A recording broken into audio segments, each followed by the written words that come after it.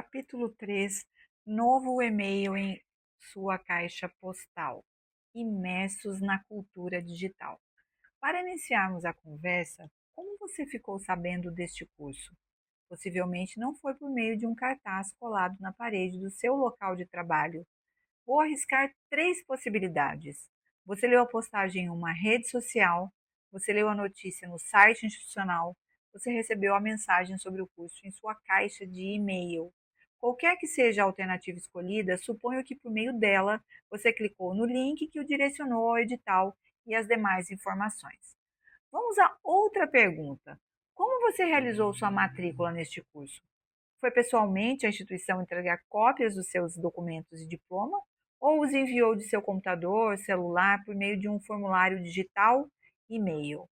Essas questões trouxeram apenas dois exemplos de como a cultura digital influencia nossa maneira de ler, de acessar e de selecionar informações que nos sejam úteis, bem como de utilizar os dispositivos tecnológicos disponíveis para atender às nossas necessidades cotidianas e facilitar nossa vida.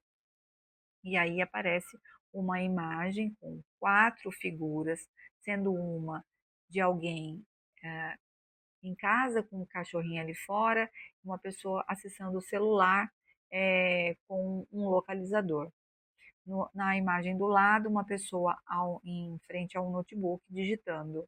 Na imagem de baixo, uma pessoa recebendo uma encomenda. E na quarta e última imagem, é, eu não consigo identificar, mas me parece que é uma mão com um sorvete e uma pessoa fazendo uma foto dessa imagem. É o que me parece. O título diz Cultura Digital Imersa nos Fazeres Cotidianos. Então, o texto continua dizendo: por mais evidente que possa ser o fato de que qualquer pessoa consegue hoje inscrever-se num curso utilizando a internet, candidatar-se a uma vaga de emprego em sites especializados, enviar um e-mail, conversar com um chatbot para resolver problemas ou tirar dúvidas, identificar quando está lendo uma notícia ou um anúncio falso na internet, infelizmente, essa não é uma realidade comum. Você certamente realiza sem dificuldades essas e outras atividades virtuais, porque é uma pessoa alfabetizada e também letrada digitalmente. Então, pergunta: o que é ser alfabetizado e letrado digitalmente? Qual a importância da alfabetização e do letramento digitais para a EPT? Então, a gente vai pensar nos processos históricos da leitura e da escrita.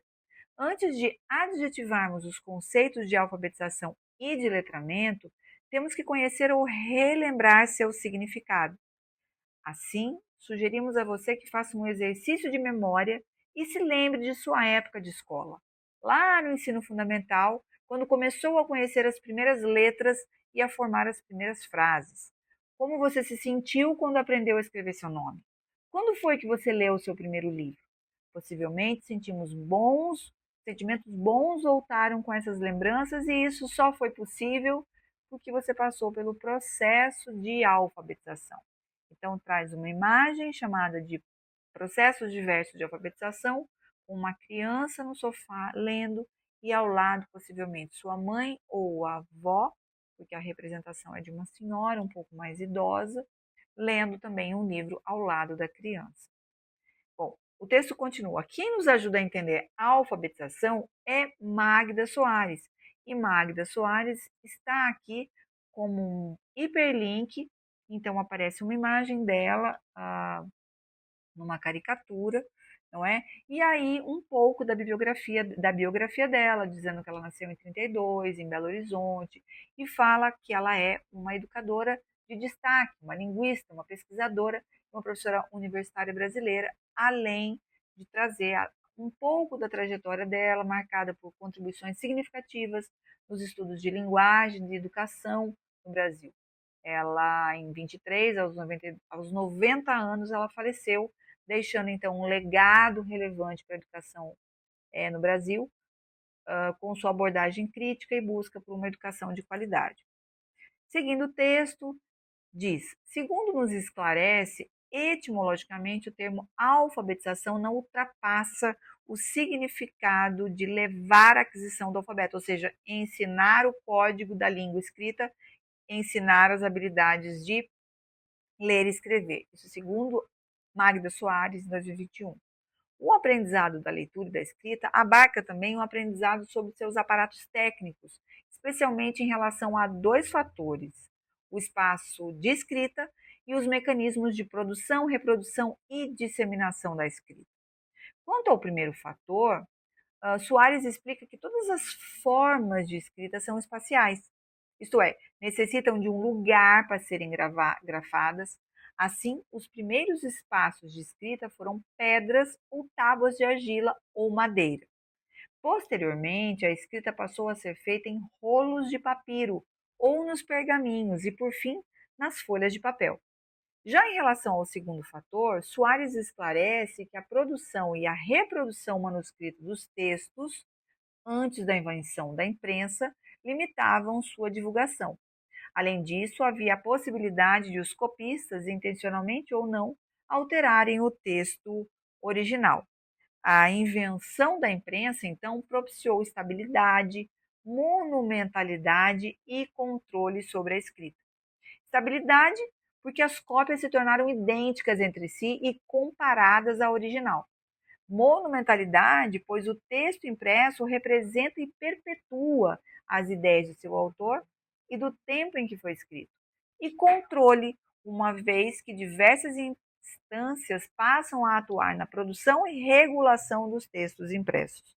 E o que muda na escrita com a cultura digital?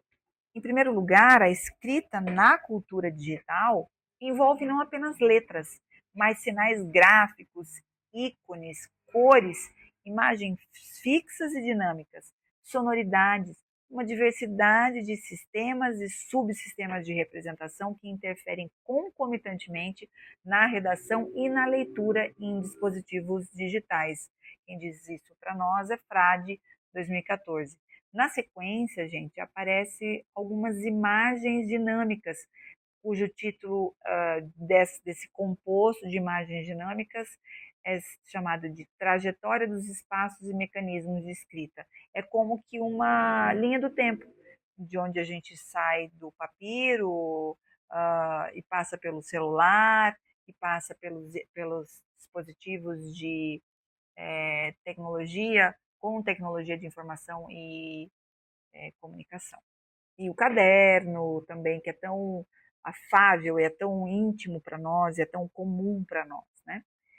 Seguindo no texto, temos lá, em segundo lugar, e conforme já vimos, o espaço e os mecanismos de produção, reprodução e divulgação da escrita se alteram em virtude de seus suportes técnicos, influenciando o sistema de escrita, seus gêneros e seus usos. Quando ele fala sobre o sistema de escrita, há um pequeno sinal, um pequeno ícone de mais, que é um saiba mais, e aí ele diz, por exemplo, o sistema cuneiforme corresponde à escrita em argila e os hieróglifos à escrita em pedra e papiro. Seus gêneros e usos, em usos também a gente vai encontrar um ícone de mais, como que um saiba mais.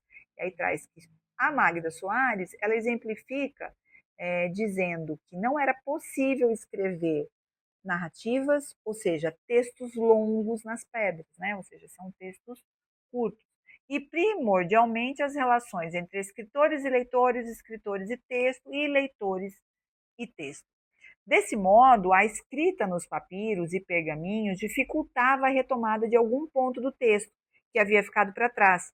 Mas quando a escrita ocupou o espaço do papel, foi possível então criar protocolos, por exemplo, sumários e capítulos, permitindo um controle maior da leitura, e não só o controle, como a própria organização textual dentro do espaço do papel.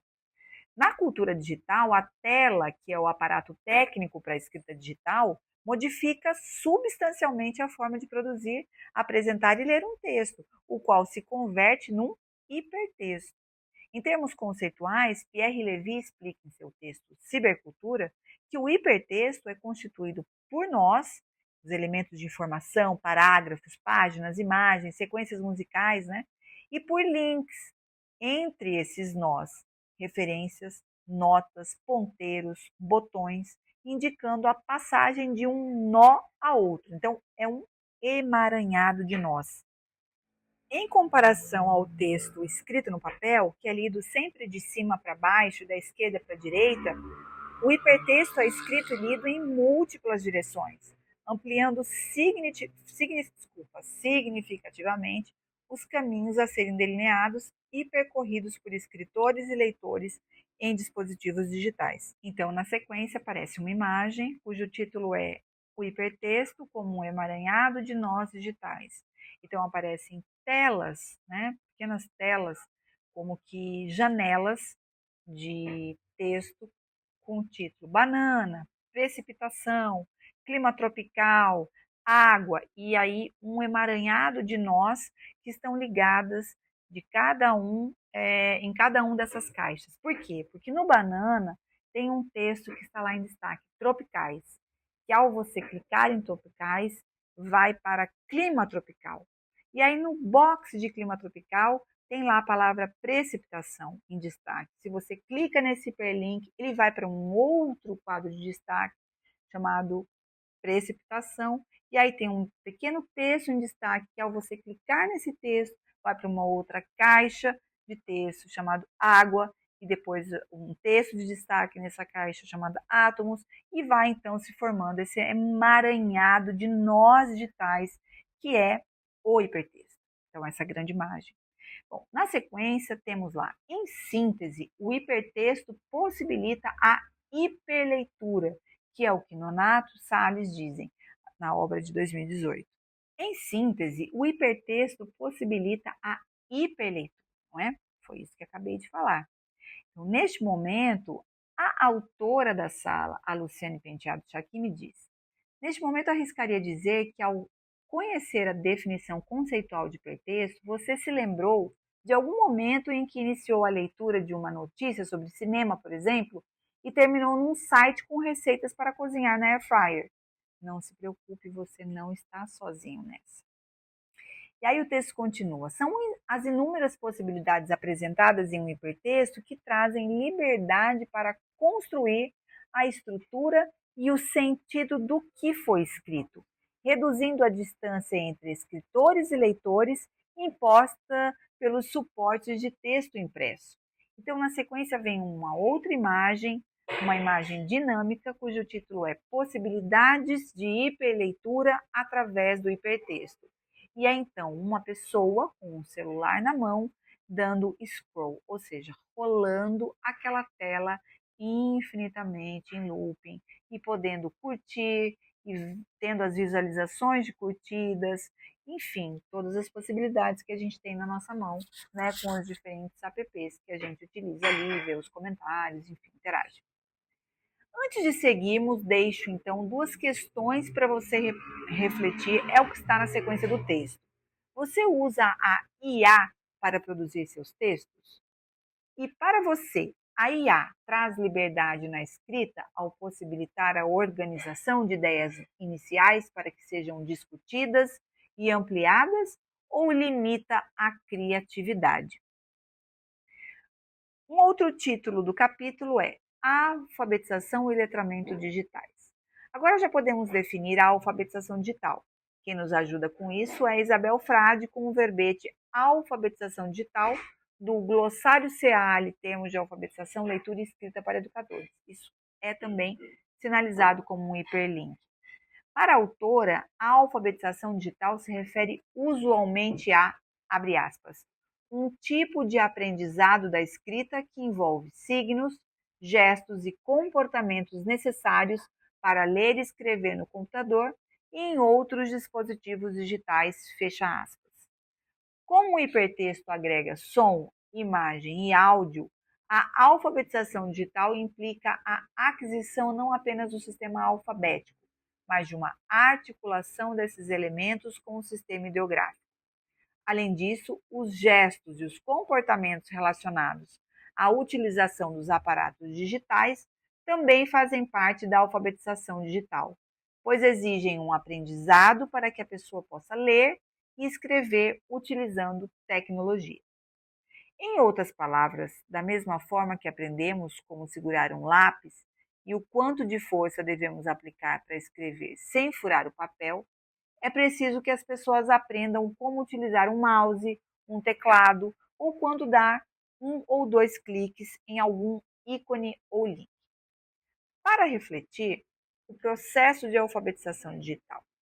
Conforme foi conversado anteriormente, nossas lembranças sobre a alfabetização nos remetem imediatamente ao ambiente escolar. Busque lembrar de sua alfabetização digital. 1. Você saberia responder como aprendeu o que representa cada ícone do celular ou da tela do computador? 2. Como navegar em sites que acessou pela primeira vez? Ou ainda, em terceiro lugar, como saber que uma figura na tela pode trazer maiores informações, levar a outros sites, tocar uma música, enfim, que possui links que lhe permitem interagir de diferentes formas com o texto no qual iniciou a leitura? Em relação a essa aprendizagem de gestos e comportamentos para uma alfabetização digital, é interessante que você pense nas dificuldades enfrentadas pelas pessoas que cursam a educação de jovens e adultos em cursos de EPT, especialmente as que não possuem o ensino fundamental concluído. Quais dificuldades se assemelham ao processo de alfabetização? Como os contextos e vivências podem influenciar essas dificuldades? Como essas dificuldades podem afetar a EPT, seja na gestão, seja em sala de aula? Como lidar com elas? Segundo o FRAD 2014, a alfabetização digital geralmente ocorre por meio de jogos, brinquedos e aplicativos.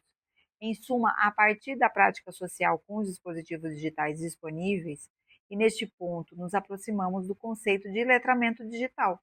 No entanto, seguindo a mesma estratégia que utilizamos para entender a alfabetização digital, vamos primeiro compreender do que se trata o letramento. Na sequência vem então uma imagem cujo título é Alfabetização Digital a partir da prática social. Então aparecem dois meninos jogando videogame, depois em cima três colegas olhando para um notebook, possivelmente mostrando imagens, enfim, estão em entretenimento. E uma terceira imagem, duas amigas com um tablet na mão. Para tanto, pediremos novamente a ajuda de Magda Soares. A autora nos explica que letramento é, abre aspas, o estado ou condição de indivíduos ou de grupos sociais, de sociedades letradas, que exercem efetivamente as práticas sociais de leitura e de escrita. Participam competentemente de eventos de letramento. Nesse sentido, letrar vai além de alfabetizar, pois abarca a aprendizagem acerca dos usos sociais da leitura e da escrita. Seguindo na leitura do texto, a autora afirma que, dessa maneira, o processo de alfabetização permite que as pessoas tenham acesso à sua cidadania, usufruam dos bens culturais das sociedades grafocêntricas, isto é, aquelas como a nossa em que a escrita tem papel central. Por sua vez, é somente pelo letramento que as pessoas conseguem fazer o uso adequado da leitura e da escrita nessas sociedades. Em destaque, um quadro diz: um exemplo de que apenas adquirir a tecnologia do ler e escrever é insuficiente para avaliar o uso competente dessas habilidades é a pergunta que o Instituto Brasileiro de Geografia e Estatística, IBGE, faz desde 1950 para avaliar o número de analfabetos e alfabetizados no Brasil. Você sabe ler e escrever um bilhete simples? Perguntas como essa, ou ainda, abre aspas, você sabe ler e escrever uma lista de compras? Fecha aspas. Você sabe ler e escrever um convite? Você sabe ler e escrever uma receita? São exemplos dos usos que fazemos cotidianamente da leitura e da escrita em nossas práticas sociais. Ou seja, são exemplos de eventos de letramento. Fora da caixa de destaque, seguindo o texto, tem o seguinte: agora que já compreendemos o que é letramento, pensemos no letramento digital. Para Carla Coscarelli e Hércules Correia, letramento digital se refere às práticas sociais de leitura e escrita, abre aspas, que se desenvolvem atualmente em ambientes digitais, como computadores, tablets, celulares e outros equipamentos que nos dão acesso a redes de comunicação digital como a internet. Fecha aspas. Os autores explicam que o letramento digital envolve três aspectos: a navegação, à leitura e à comunicação em ambientes digitais. Por meio da navegação, as pessoas procuram e selecionam informações que consideram importantes. Para tanto, utilizam ferramentas de busca e palavras-chave que estejam relacionadas aos seus objetivos e interesses. Já a leitura diz respeito à compreensão mais aprofundada dos materiais que foram selecionados, os quais serão multimodais, pois combinarão diferentes linguagens, sons, gráficos, imagens, textos, e ainda a avaliação sobre a credibilidade da autoria e da fonte das informações encontradas. Por fim, a comunicação, que diz respeito tanto à postagem de respostas quanto à produção de conteúdos em redes sociais, sites ou blogs. E conforme vimos no capítulo anterior, se dá de maneira multidirecional na cultura digital. A partir das explicações de Coscarelli e Correia, na obra de 2018, entendemos que o letramento digital exige da pessoa habilidades semelhantes às que são necessárias ao letramento de modo geral. No entanto, como a cultura digital nos possibilita diferentes espaços para a produção, reprodução e disseminação da leitura e da escrita, o letramento digital se faz imprescindível para a participação crítica e ética em práticas sociais, de leitura e escrita, em ambientes e dispositivos digitais, especialmente no momento em que a IA está tão presente. Em síntese, o letramento digital é necessário para que as pessoas possam comunicar-se em situações diversas e com finalidades variadas, atuando como leitoras, produtoras, autoras e divulgadoras na cultura digital, e nesse sentido ele se integra aos múltiplos letramentos que caracterizam a sociedade contemporânea. Então vem uma caixa de destaque que nos pergunta: o que é então multiletramento? Como forma de entender e explicar a diversidade de letramentos característica da sociedade atual, entre elas o letramento digital, Rojo 2013 nos traz o conceito de multiletramento. Segundo ela, o multi se refere a dois aspectos das práticas de letramento contemporâneas. O primeiro deles é a multiplicidade de linguagens, semioses e mídias. E aí uma pequena paradinha só para esclarecer, então, o que é semiose, né? Semiose vem lá da ciência dos signos, desenvolvida por Peirce, e também Saussure em uma outra língua. Em uma outra linha. Uma definição básica que eu posso colocar para vocês é que semiose é o processo de, digamos, produção de sentido por meio de signos. Ou seja, é quando algo, né, um sinal, um gesto, uma palavra, uma imagem, é interpretado por alguém e passa a significar. Por exemplo, um exemplo simples que eu posso dar: quando você vê uma fumaça, você interpreta como fogo. Isso é semiose. Né? Uma palavra escrita, né, um signo, evoca uma ideia na sua mente. Semiose. Um emoji, você entende, um emoji do sorrisinho, você vai entender como alegria. Semiose, né? Então, é, na simplicidade e de uma forma rápida, isso é então semiose. Continuando com a leitura do texto, então, o primeiro deles, né, desse significado de multi, é essa multiplicidade, então, de linguagens, semioses e mídias envolvidas na criação de significação para os textos multimodais contemporâneos. Já o segundo diz respeito à pluralidade e à diversidade cultural trazidas pelos autores / leitores contemporâneos a essa criação de significação. Então, como a gente está vendo ao longo desse capítulo, em seu artigo publicado em 2002, intitulado Novas Práticas de Leitura Escrita, Letramento na Cibercultura, Magda Soares explorou a interseção entre alfabetização, letramento e cultura digital, enfatizando não haver apenas um único tipo de letramento, mas sim letramentos, no plural, considerando os efeitos sociais, cognitivos e discursivos das tecnologias digitais da escrita. Convidamos você a assistir alguns trechos da live Alfabetização e Letramento na Cultura do Papel e na Cultura das Telas, com a professora doutora Magda Soares, e em especial o trecho que tem início no minuto 45 e 55 segundos até 1 hora e 1 minuto. São cerca de 15 minutos, 16 minutos. Essa live ela foi organizada pelo grupo de elite da Universidade Federal de Alagoas, no qual a autora relaciona as ideias trabalhadas em seu artigo às temáticas contemporâneas e emergentes. Ela foi realizada, essa gravação, em março de 2021, durante a pandemia do coronavírus, uma das últimas aparições da renomada educadora e pesquisadora. Então, segue, na sequência da leitura do texto, um link para esse vídeo no YouTube.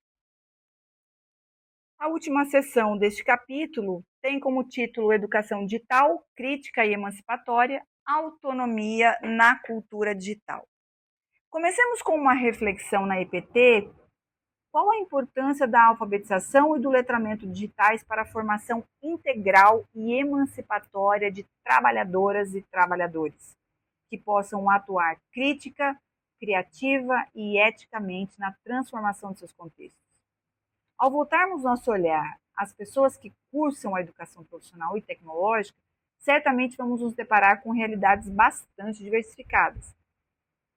Jovens e pessoas adultas de cursos de formação inicial e continuada ou do ensino médio integrado à modalidade formam 49% desse perfil.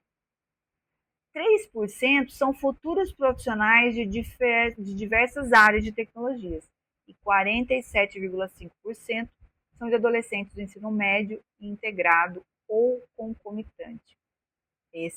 São os perfis dos estudantes da educação profissional e tecnológica no censo escolar de 2010 a 2022. Esses estudantes, eles vieram de regiões urbanas e rurais, nasceram e cresceram e viveram em seus contextos socioculturais até o momento em que adentraram uma instituição educacional para se formarem e se inserirem no mundo do trabalho. Sendo assim, cada um deles passou pelo processo de alfabetização escolar e traz para dentro da instituição seus multiletramentos, constituídos a partir das vivências e práticas sociais de leitura e escrita nos diferentes contextos das quais vieram. Pois bem, enquanto profissionais que atuam ou pretendem atuar na EPT, formando trabalhadoras e trabalhadores na e para a cultura digital, é indispensável considerar os multiletramentos dos estudantes. Além disso, é importante planejar ações e práticas pedagógicas que possibilitem a essas pessoas alfabetizar-se e letrar-se digitalmente, isto é, apropriar-se das ferramentas e, mais que isso, dos processos de leitura e escrita em ambientes e dispositivos digitais, para que possam atuar no mundo do trabalho como escritores, leitores, autores e produtores, comunicando-se e interagindo na cultura digital de maneira autônoma, crítica, ética, criativa e emancipadora. Na cultura digital, não basta mais minimamente saber ler e escrever, um bilhete simples para comunicar-se e vivenciar plenamente as práticas sociais de leitura e escrita. Para ser um trabalhador na cultura digital, é preciso saber ler e escrever ao menos um e-mail, o que envolve a alfabetização e o letramento digitais. E vem então uma caixa de destaque que diz o impacto da cultura digital no mundo do trabalho. As tecnologias digitais se tornam parte integrante da sociedade, provocando importantes transformações no mundo do trabalho. Essas transformações também afetam os valores e os padrões dessa sociedade, o que faz da habilidade de utilizar informações e conhecimento algo tão importante quanto a acumulação de bens materiais. Acompanhe abaixo uma linha do tempo da relação entre a cibercultura e os processos de trabalho nas últimas décadas. Então, vem uma imagem, né, que vem trazendo uma tela escrita anos 70 e anos 80 e vai falar sobre o microprocessador e as redes de computadores permitiram o surgimento de novas formas de subjetividade, cognição e trabalho. A automação industrial e a informatização impuseram aos trabalhadores a aquisição de novas habilidades. Depois, então, os anos 90, o uso crescente de computadores pessoais na empresa e nos escritórios exigiu que profissionais adquirissem habilidades em informática. Lidar com diferentes softwares tornou-se essencial para muitas funções profissionais. Depois dos anos 2000, que trazem a popularização da internet, né? A comunicação digital por e-mails e mensagens instantâneas agiliza os processos e facilita contatos.